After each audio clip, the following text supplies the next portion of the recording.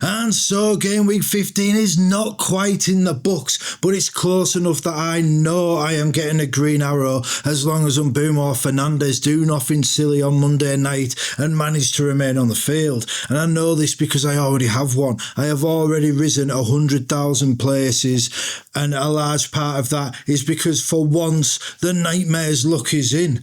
And it was hard, but I feel like I've earned it this week because, of course, I was desperate to take the hit. Declan Rice injury doubt, and I thought, I've got no subs. I've got Senesi against Chelsea. I've got Mukiele who against Man City. Maybe I should just take the hit and get Bruno Guimaraes, my beloved Bruno, get him in for Declan Rice for the hit. And it's worked out that I did not. I overruled that base desire. I overruled it and I stuck with the plan.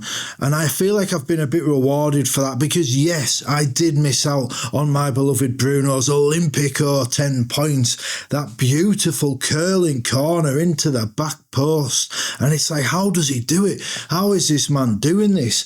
And, for half a second, I felt a bit frustrated because I didn't take the hit, and then I thought, you know what, it's Bruno and he's just done something magical. I'm just going to watch it and enjoy it as a fan. So that was nice. That was nice. But of course, he ended up with 10 points. I had stuck with DEFCON Declan Rice, the best midfielder option in the game. And I know you think I'm being a bit melodramatic, but it's about 26 game weeks now since he took those set pieces on. And since then, he's averaging over 6 points a game. It is an obscene run of form, and it's happened over a long enough span that we can call this the new normal for DEFCON Declan. He's the best midfield option in the game. He's just gone over 7 million, 7.1 million, I think. What are you waiting for? The best time to get Declan Rice was about 5 weeks ago when I brought him in. The next best time is right now because this consistency will continue. And how many of you have got Saka? I've been telling you for so long. Sack off Bukayo and bring in Rice. Cook with the rice. And now you're starting to realise, I'm seeing it all over the social media, oh, maybe we don't need Saka, maybe we need Declan Rice. Well, if you'd have been listening, if you'd have been following my man Studs Up FPL over on Blue Sky, you'd have known all this weeks ago and you would not be behind the curve. But, so it was quite nice because Declan Rice, I did not take the hit. And I feel like the FPL Gods shined down on me and said, well done, Nightmare. You haven't taken the hit. Yes, Bruno's got 10 points, but you've matched him with Declan Rice. The 6 points plus the saved hit equals 10 points. You've lost nothing and you've still retained the services of the best midfielder in the game.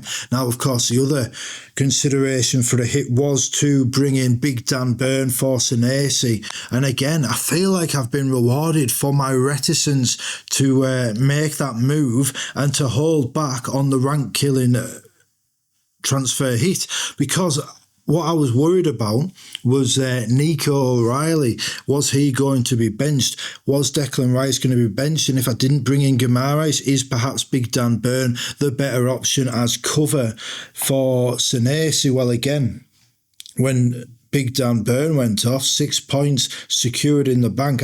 Part of me is cursing my luck, but I did know that O'Reilly had played, and that was fine. Timber obviously lost the points, but I wasn't playing Timber at all.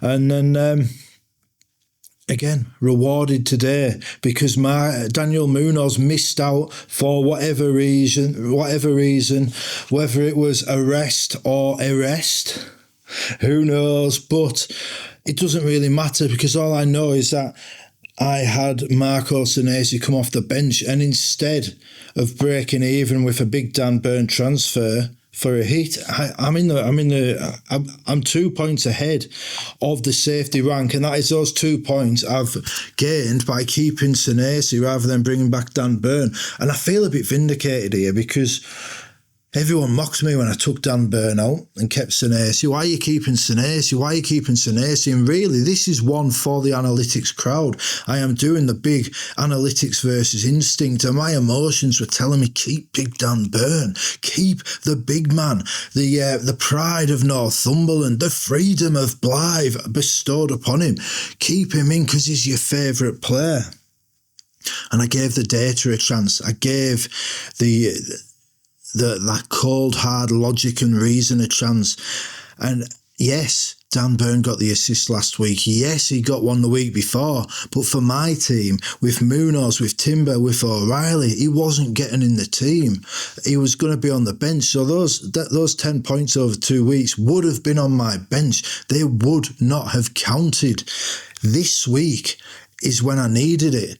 And I've got 2 extra points from what I would have done because I backed the logic and the reason, because I trusted in the data like my man FPL Fran keeps telling me to do. And, maybe this is a small sample size, but what I said was Senesi is the best sub-defender because away from home, he's got 7 out of 7 DEFCON bonuses. And at home, they've conceded 0.47 expected goals a game when Senesi's on the pitch.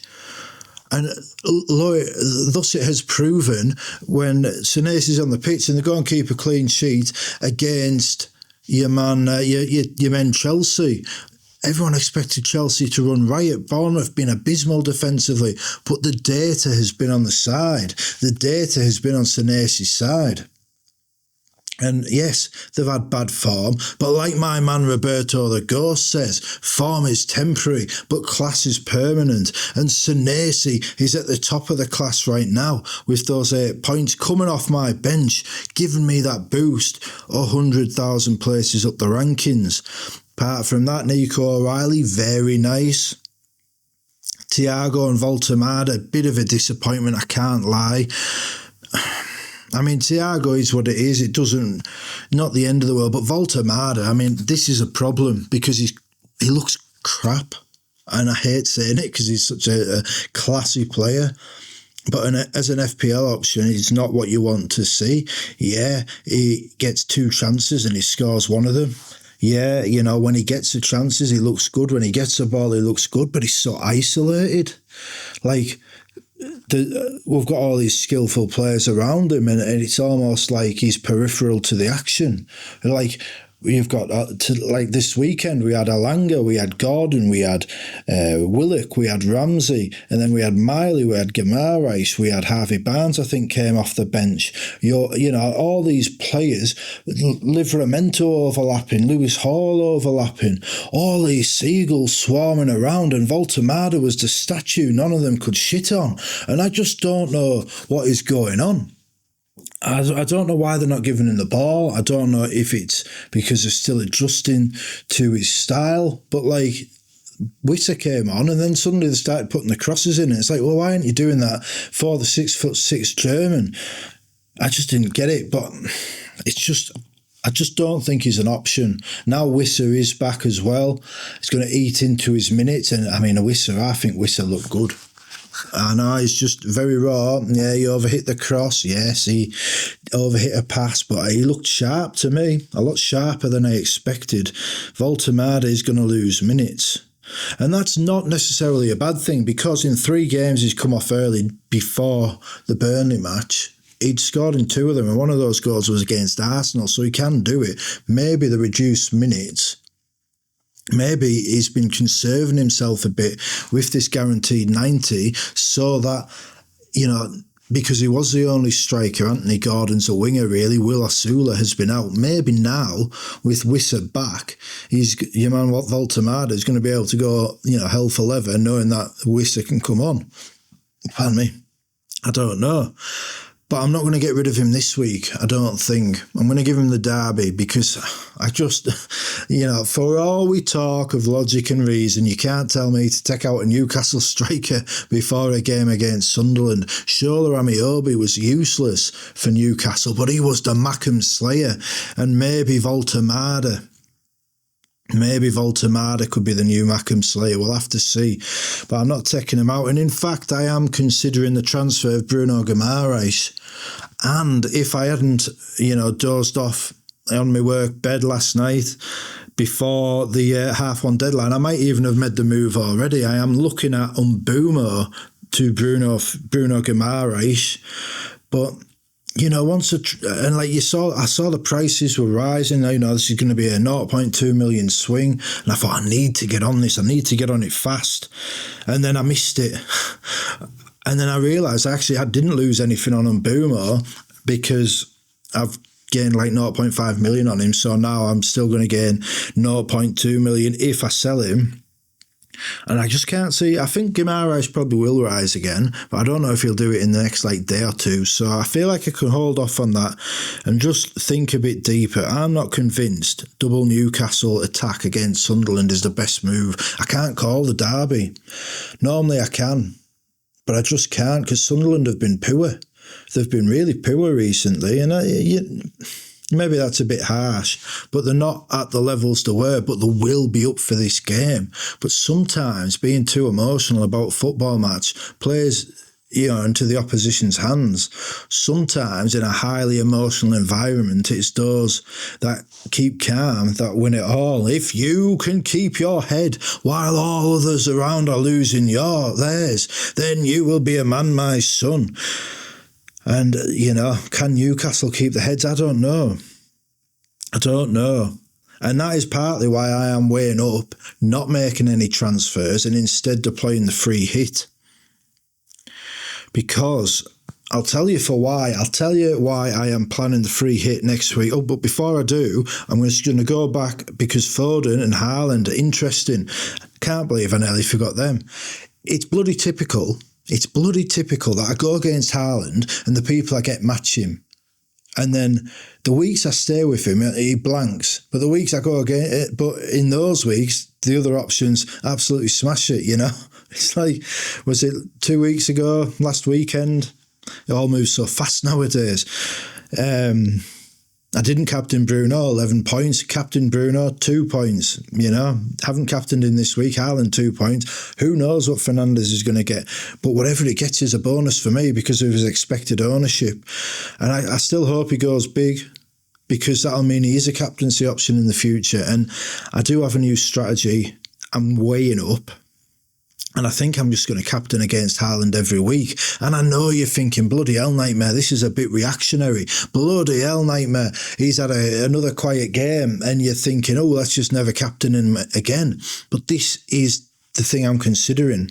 Back in the day, 3 or 4 years ago, the first time Mo Salah was the automatic captain of choice, not last season, this was a few years ago.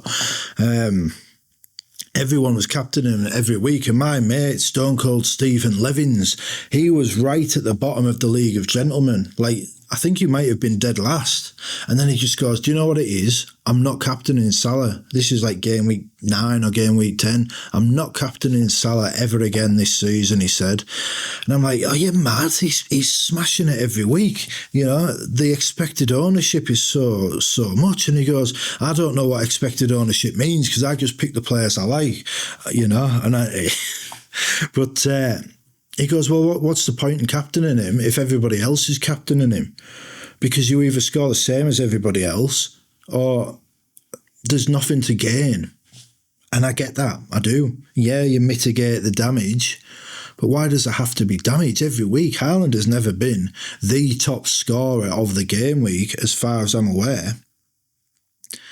And I'm looking at it, top 10K, 197% effective ownership. 171% effective ownership near my rank. If I'd have gone with Foden this week, even Defcon Declan Rice, I would have made gains. Maybe not massive gains, but gains. Senesi's beat him. Anyone who's got a return, Dean Henderson's beat him for the second, not quite the second game week running, but you know what I'm saying. Haaland is not invincible. That's 1 goal in 4 game weeks. And you watch people be scared to go against him next week. and I can't remember who he's playing. Oh, it's Crystal Palace. Well, they won't be scared to go against him. This is the week everyone's been targeting to go against him. So maybe actually going with Haaland this week is the play. I don't know, because I feel like a lot of people are going to go with Bukayo Saka, and I just don't rate that move either. Saka is far too inconsistent. You want a consistent player. I'm actually considering Big Ego Thiago as captain next week. Ego Thiago, if I'm just bringing it up on my phone, you may wonder why I'm recording this inside. There are two reasons. One, it is absolutely blowing a gale outside, and the rain doesn't matter anymore. I bought the new camera, recorded in mono, the audio in mono last week, which was a blunder. So if you're listening on headphones, I do apologise that you only got the sound in one ear. That was just my blunder with a new camera. But that new camera, the DJI Action 6, is it's waterproof. So I thought, great, it's raining. I can get this camera out, get some dramatic shots. It's going to be great crack for the FPL crowd.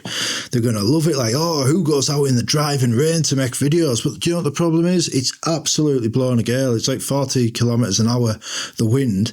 And it's just, you can't, my microphone's got one of these little fluffy things on the top.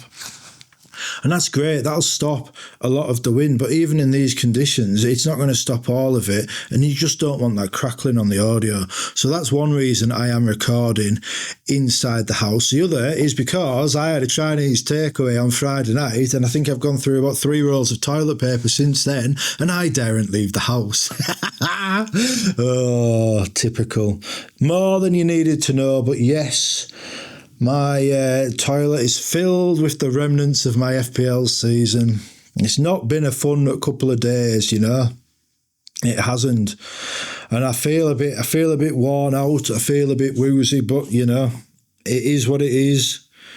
And it was a nice Chinese. I had deep fried shredded chicken in a Peking sauce. Oh, lovely stuff. I don't know if it was the chicken, I don't know if it was the egg fried rice, don't know if it was a side portion of chips or the spring rolls, who knows. Maybe it was none of them. Maybe I've just picked up my little boy's bug that he had last week, but I hope not, because it's Christmas time and I need the money and I can't afford to be off work. So where was I? So yeah, that's why I'm thinking I'm going to go against Haaland, because I just feel like there's options. Like even in his own team, Phil Foden smashed him every week, and it's not going to be like that forever. If you go with the anti-Haaland captaincy strategy, you have to accept that you are going to lose points. There's a very good chance that over 20 game weeks, 10 of them, Haaland is going to smash you. But can I smash him in them over 10? I don't know. It's not like I have to say. It's not like I can't say, oh, Haaland is up against injury-ravaged Burnley, who are missing, 10 players, and it's in a double game week, and he's also got Wolves, who are also missing 10 players, and but I'm not going to captain him, because back in game week 16, I said I wouldn't. That would just be stupid. But in a single game week, in a game of variance, I've got a green arrow, but I'm still 3.3 million, Hopefully Bruno and Mbeumo can put a dent in that. Hopefully, I feel like if Bruno Fernandes can get a goal and a bonus point, I could sneak inside the top 3 million, and that would feel like a bit of an achievement at this stage. But then if I'd have captained him, if I'd have captained Foden, if I'd have captained Rice or Riley, Senesi, I would never captain Senesi, he was on my bench. If I'd captained these other players, I'd already be there. So, this is what I mean. And Haaland always starts well. And the key with Haaland is timing the dip. And it feels like this is the dip. And I feel like he'll be consistent for the rest of the season. I think he'll maybe get 3 more double-figure hauls in the rest of the Premier season. So that seems to be his way. I think he'll get 8 points, 9 points most game weeks. I don't think he'll get them double-figure hauls. And this is what I'm thinking. This is what I was saying to me man Nick Triggerlips, it's like on the international fantasy, the Euros, the World Cup, when you can change your captain. If I had an 8-point captain, I would always change it because I feel like it can be beaten.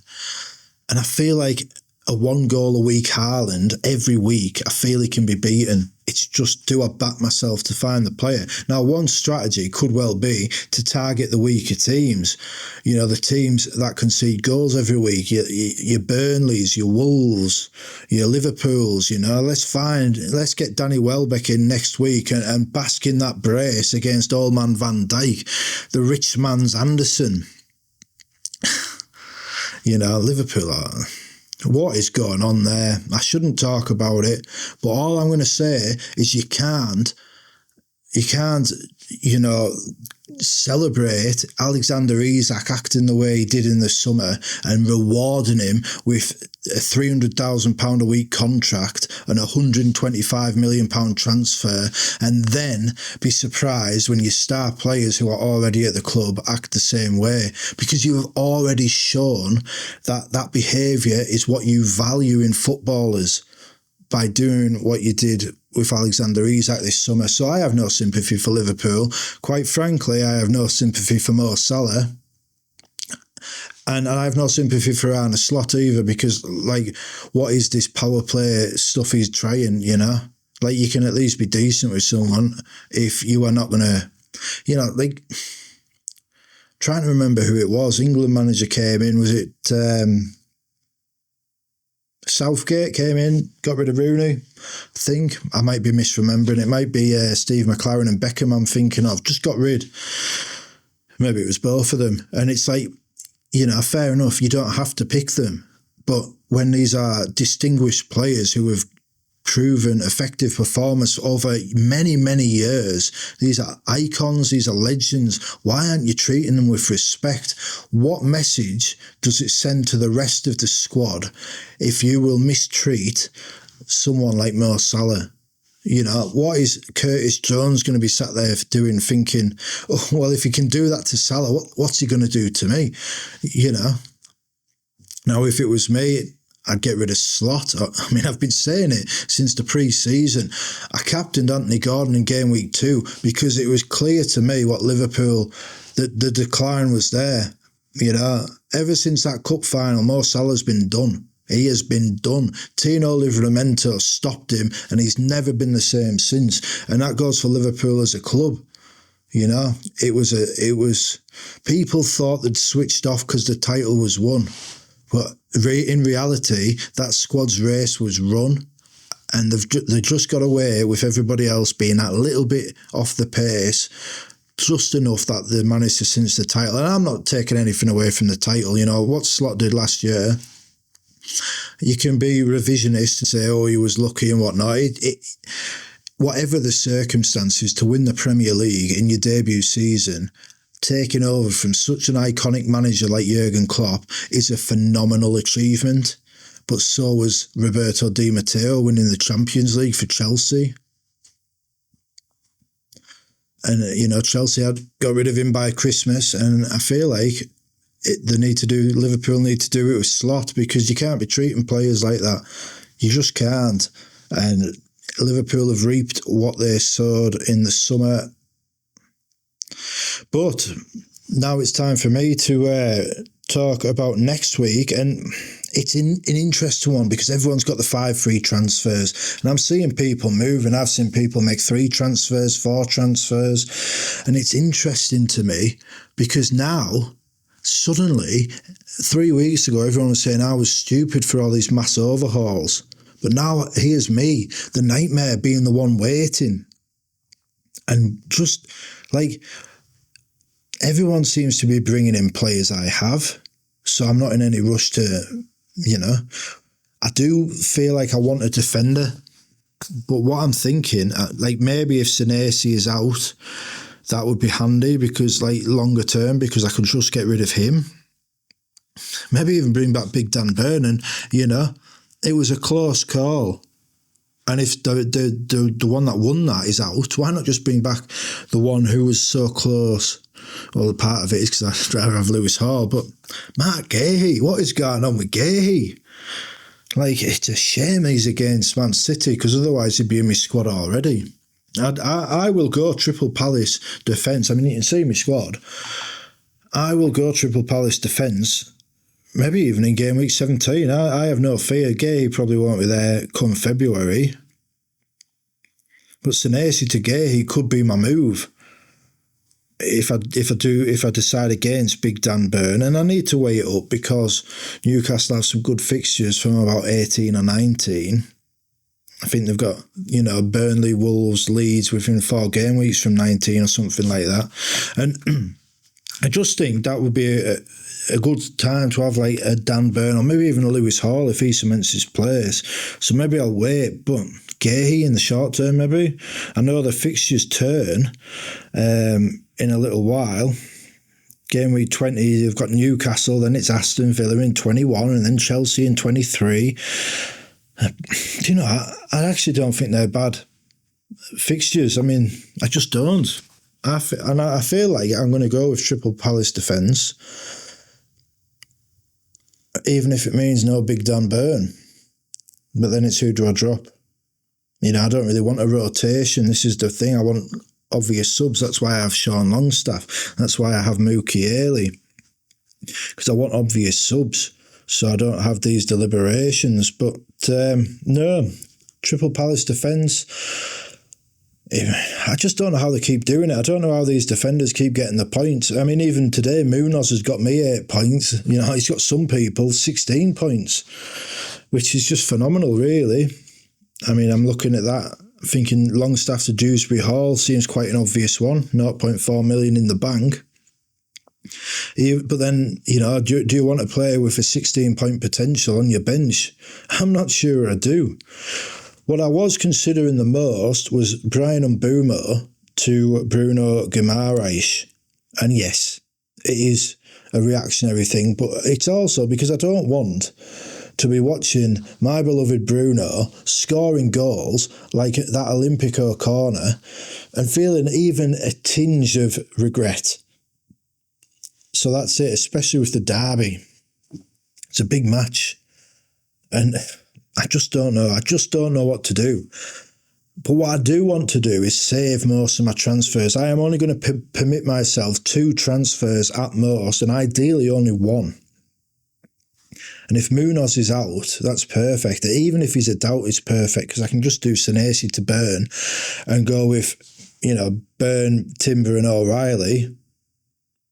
And then I can keep on Mbeumo 1 extra week. And, I'm happy with that team. That's not the end of the world. The team then would be, I'd probably start Dubravka against Fulham, Timber against Wolves, Burn against Sunderland, O'Reilly against Palace, and then you'd have Rice against Wolves and Mbeumo and Fernandes against Bournemouth, Foden and Haaland against Palace, Thiago against Leeds and Voltemaro against Sunderland. I think that team's fine. And obviously everybody's going to have spent 4 or 5 transfers and might have better teams. But I think that team is fine if I get out of it with, 5 free transfers still in the bank for when Mark Gahey is an option. An extra week to weigh up Brian Semenyo. Maybe Semenyo could be my Mbeumo replacement. I don't know. I do want Bruno Guimaraes, but will I want Guimaraes? I just, honestly, I just can't weigh up whether this is a consistent run because I feel like part of me is thinking he's going to start playing them through balls for Wissa and he's going to have, a Steven Gerrard season. And then part of me thinks he's so overperforming his expected data. But then if you can score goals from corners, then of course you're going to. Is Bruno Guimaraes an emotional pick? I don't know. But what I am tempted is the free hit. I'm tempted. I could just free hit the exact team I want. Get Henderson out. Get Voltemada out. Because while it is the derby, there are better options than Voltemada this week. Like I said, Danny Welbeck has that easy fixture against Old Man Van Dijk. He's an obvious one. Gyökeres maybe. Who knows? but I don't have Saka. Get Saka in on the free hit for the captaincy, although I don't really rate him as a captain. You know, Cole Palmer. Do I take a chance on Palmer as captain? Palmer. There's options there, you know. Aston Villa against West Ham. Look at how well they're doing. Second in the table. Maybe this is where I get Morgan Rogers and Matty Cash and Emi Martinez. Maybe this is where I get that free hit jam. And I can't say anything about jam because I have benefited this week with Senesi. I don't know. The free hit is on the table. If I make transfers, it'll be Guimaraes or Burn or both. I would prefer to wait. We will see.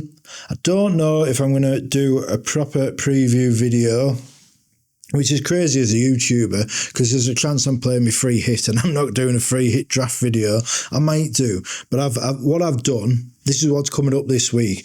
On Tuesday, there's the second part of Soul versus Solio, Instinct versus Analytics, with me and my man, the D Unit, and it's so good. It is such a good interview. I'm so excited to get it all out for you. I'm just about finished editing it now, and it's so good. Like, I've been stopping it and saying, "Oh, Mrs. Nightmare, listen to this. It's so funny," and like, but I tell you what it is. I was so set. Like, I'll be honest, I was set on becoming Andy Analytics, and then D Unit, he made such a good case. He really has. And I'm excited. If you are against the analytics, you will love this video from me and the D Unit on Tuesday morning. So make sure you subscribe for that one. And Darius tells me I'm to tell you to turn the notifications on. So, you know, if you want to do that for whatever reason, that would be cool. And then on Wednesday, this is the problem, because I've misjudged my rota at work. I thought I was off on Thursday this week. I'm actually on a 24-hour shift on Tuesday and on Thursday. On Wednesday, I've got an appraisal. I've got a diploma Zoom call, that's 90 minutes, and I am also on the FPL Pubcast, so it's a busy day. And then, like I say, a 24-hour shift on Thursday, and then Friday, maybe I'll do a video on Friday, maybe I'll do a live stream, I don't know, we'll see how I feel. But this might, you know, between this video and the D Unit one, I feel that might be enough nightmare for people this week, especially with me being on the Pubcast, so we'll see. But that's why this might be the only recorded video I make for you this week. So I will call it there. It's been a good game week. It could get even better if Fernandes and Mbeumo can do the business. And I hope it has been a good one for you. I hope those FPL gods gave you a good first sub if you own Munoz. And thank you for watching, and we will see you next time on Tuesday morning for the D Unit interview. Ha ha!